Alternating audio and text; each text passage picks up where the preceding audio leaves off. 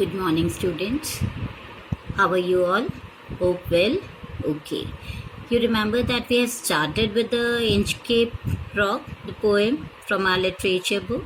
We have done the first page of the poem and the mind mapping too. I have shown some pictures, right? So let's start the next page. It's stanza 6. So all of you are ready? And just let the pencil be in your hand so that you can write the meaning of the difficult words, right? Or the new words side by side, so it become easy for you to understand. Let's start with the stanza 6. The buoy of the Inchcape Bell was seen, a darker speck on the ocean green. Sir Ralph the rover walked his deck and fixed his eye on the darker speck. Right? First, underline the word speck. Speck is a small spot, right? Deck. What is deck? It is a wooden platform on the ship, right? And fixed his eye. Fixed his eye. Please underline this phrase. It means paying very close attention, right? So here what happens? The buoy of the Inchcape Bell could be seen like a small dark spot on the green ocean. Ocean green means the color, the reflection of the water that we can see was looking green, right? So green ocean. Sir Ralph Rover walked up the deck and looked at the darker spot. Actually, he wants to identify what exactly it is, right? That the darker area which he can observe, right? Come to the next paragraph. He felt the cheering power of spring. It made him whistle. It made him sing. His heart was mirthful to excess, but the rover mirth was wickedness. Right? Now, first write the meaning. This is what we are going to follow. First I'll read, I'll tell you the meanings, and then I'll explain you. Right? Cheering. Underline the word cheering. Cheering means motivating here. Right? Mirthful. It's very joyful. Right? And wickedness. Wickedness here means sinfulness. Right? So what happens here in this paragraph? He. Who is he here? He is the Ralph, the rover. Right? He felt as cheerful as a man could be in the spring. His happy spirit made him whistle and sing also. His heart was elated, but it was because he had thought over a wicked plan. Actually, it is not that he's actually happy. Something mirthful, something wicked was there in his heart, and that is what he is showing. And this happiness of doing something wrong was making him very happy and cheerful. So how the feeling of his heart is being compared to the cheering power in the environment, cheering power of spring, right? Next, come to the next paragraph. His eye was on the Inchcape float. Quote. What is the meaning of quote? Said, yes.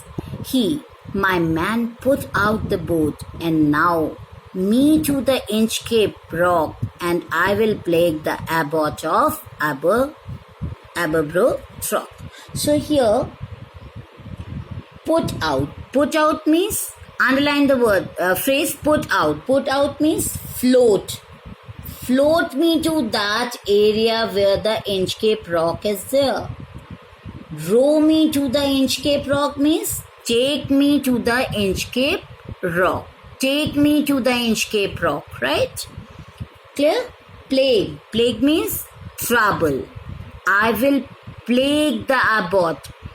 Trouble. Right? Shall we explain? Here, Sir Ralph Rover looked at the Inchcape float, that the bell was floating, right?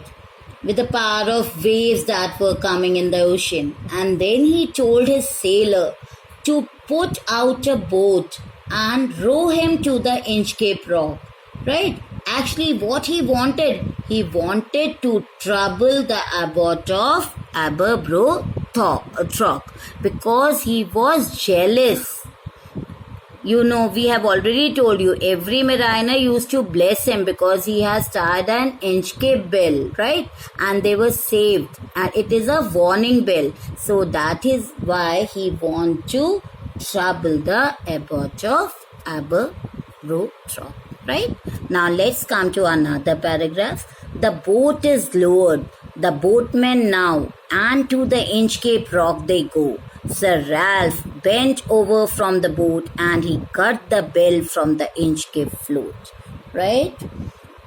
I think now things are getting very clear to you. Lowered. What is the meaning of lowered? Descended. Right? Ship is too big. The boats are lowered from there. Boatmen row. Move toward the Inchcape Rock. Now, cut the bell from the Inchcape float means, cut the bell from the Inchcape Rock means, what? Remove the bell from the Inchcape Rock, right? Now, what does this paragraph mean? The sailor lowered the boat and rowed him, who is him here? Sir Ralph, right? To the Inchcape Rock. Sir Ralph bent over from the boat and what he did? He cut the bell, right? Who has placed the bell there? Yeah, Abbot, right? And he just cut the bell, removed the bell from the Inchcape float. Clear? This is what the wicked act, the evil act he did, right? Now come to the next paragraph. Down sunk the bell with a gurgling sound. The bubble rose and burst around. Quoth Sir Ralph, the next who comes to the rock won't bless the abbot of Aberbrothock. Right? Now just come to the word meanings first. Gurgling sound. What is the meaning of gurgling sound? It's a bubbling sound, right? Just try, take a empty glass of water, put it in a bucket, and you'll just a little bit tilt the glass. You will hear that gurgling sound. When water enters inside, when the oxygen comes out, that is gurgling sound, right? Burst means split open. Quote, said. Bless, praise. Bless means praise, right? Here, the bell, what happened to the bell? What happened to the bell? Down sunk. So the bell immediately sunk into the sea with a gurgling sound. The bubble rose and burst around in the sea water, right? Looking at his evil deeds, Sir Ralph commented that whosoever come to the Inchcape Rock would not bless the abbot of Aberbrothock because the warning bell has already cut off by whom? Yes, Sir Ralph, right? So he actually, this is what he wanted, that nobody should bless abbot of Aberbrothock. So he, in his wicked plan, what he did? He just cut off the Inchcape bell from the rock, right? Now let's come to the another paragraph. Sir Ralph the rover sailed away. After doing this wicked deed, what he did? He just sailed away from there. He scoured the seas for many a day, and now grown rich with plundered store, he steers his course for the Scotland shore, right? Now, let's come to the meaning first. Sailed away. Sailed away means moved. Sailed away means moved from there. Scout, marauded, right? It is already given. Searched, right? And next is plundered store. He just had a good amount of looted wealth. He just looted all the ships that collided with the Inchcape Rock, right? And he has grown rich. And steers. Steers is just like direct, in which direction you are taking your boat, just like you use your steering wheel, right? It means direct. Clear? Now I'll tell you the meaning of this. What happened then? Then Sir Ralph Rover sailed away. He spent much time on the sea. After rowing for many days, he decided to steer his course for the shore of Scotland, right? For the shore of Scotland shore. By this time, Sir Ralph had grown quite rich with a good amount of looted wealth. How he became rich? It is one of the questions that can be targeted here, right? So, I hope it is clear till now. Let's come to the last paragraph of this page. So thick a haze overspread the sky. They cannot see the sun on high. The wind had blown a gale all day. At evening it had died away.